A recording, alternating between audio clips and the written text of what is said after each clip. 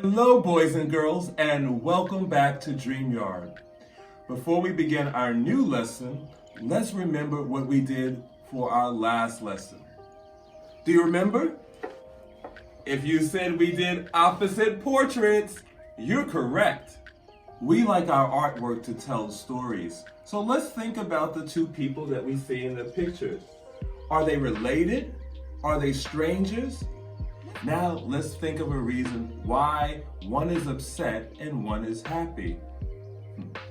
Maybe Granddad is grumpy because he can't find his slippers. But the granddaughter is happy because she knows exactly where his slippers are and she's going to run and get them for him, and then he'll be happy. That's the story I created, but I can create many different stories just by looking at the two pictures. I'll create another one. In this new story, the two people are not related. They actually live in the same apartment building.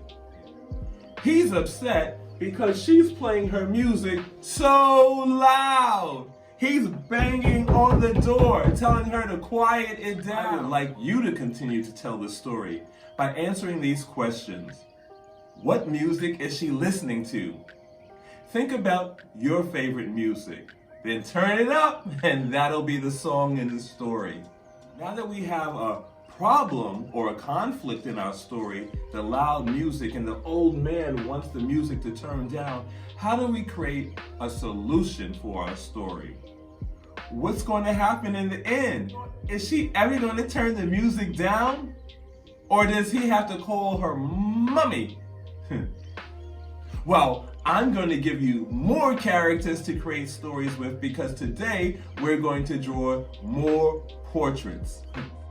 For today's lesson, you'll need 2 sheets of paper, a pencil with a point, and an eraser. When you have all of your supplies, please come back and we'll get started. I'm going to put both of my papers together side by side and do both drawings at the same time. And I'd like you to try to do the same thing.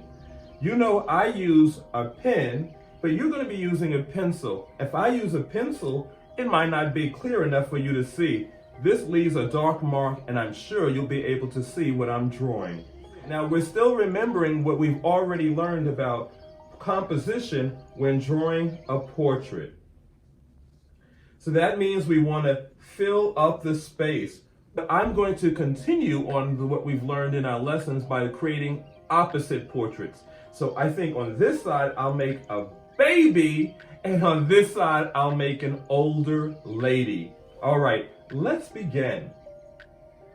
The baby's head is going to be smaller than the older woman's head, so that way I can compare. For the face of the baby, I made the shape more round. Now let's make the shape of the face for the older lady. Remember, this is going to be our baby, and this is going to be our older lady. So I want the face to be bigger.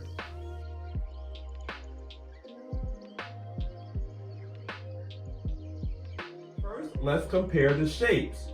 One shape is more of a circle. This is an oval. You see the difference? They both have really good composition.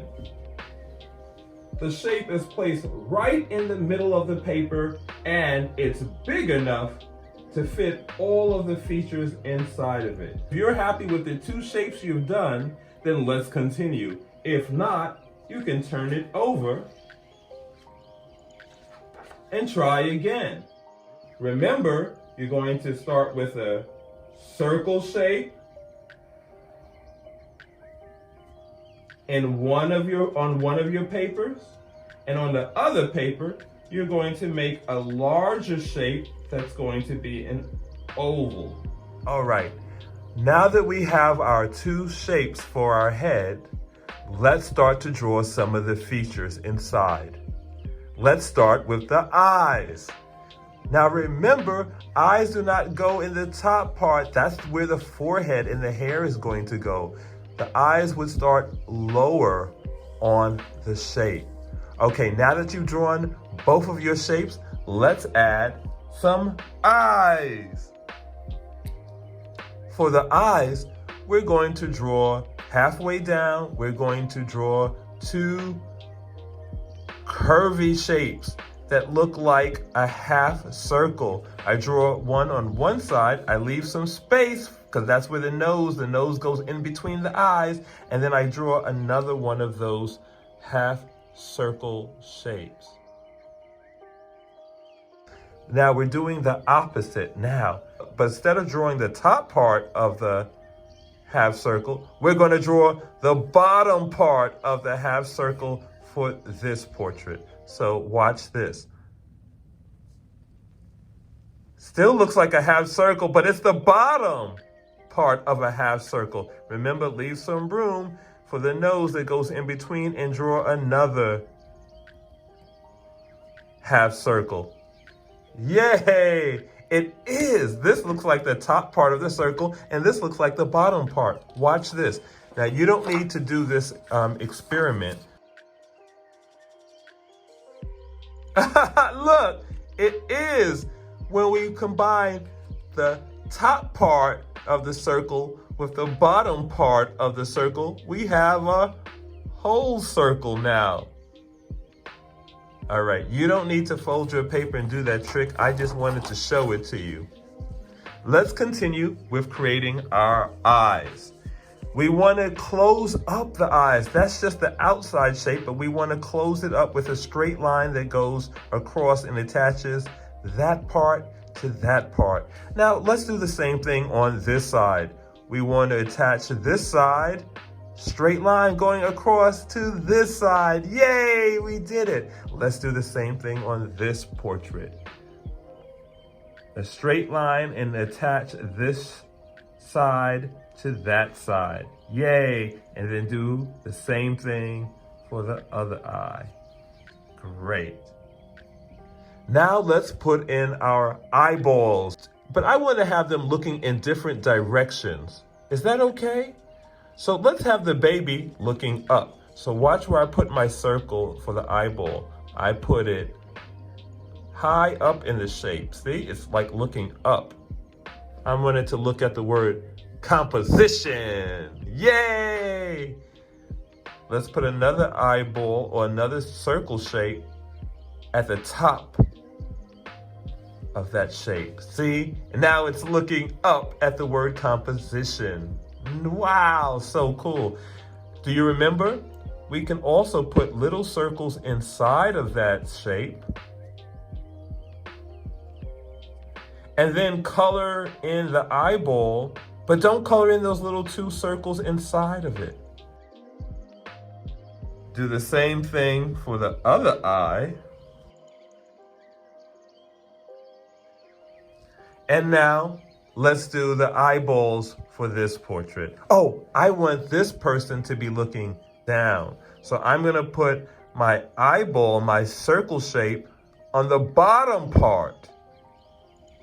You see how it's at the bottom? Let's do another one here, and it's gonna be at the bottom. Yay! It's looking down at the word portrait. Oh, wow.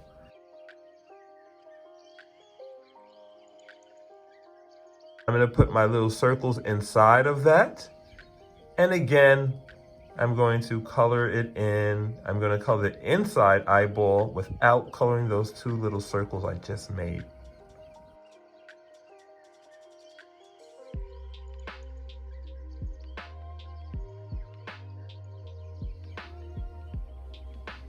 Now that we've drawn the eyes together, I'd like you to finish the portrait by drawing the rest of the features by yourself. Remember, it's an opposite portrait. Let's look at our artwork for some examples of what opposite is. These eyes are looking up. The opposite of up is down. These eyes are looking down. This one is looking up now, and this one is looking down. But they're still opposites, up and down. Now it's time for you to finish the portrait. Remember, you're looking at opposites. So if this one has a smile, what's the opposite of happy?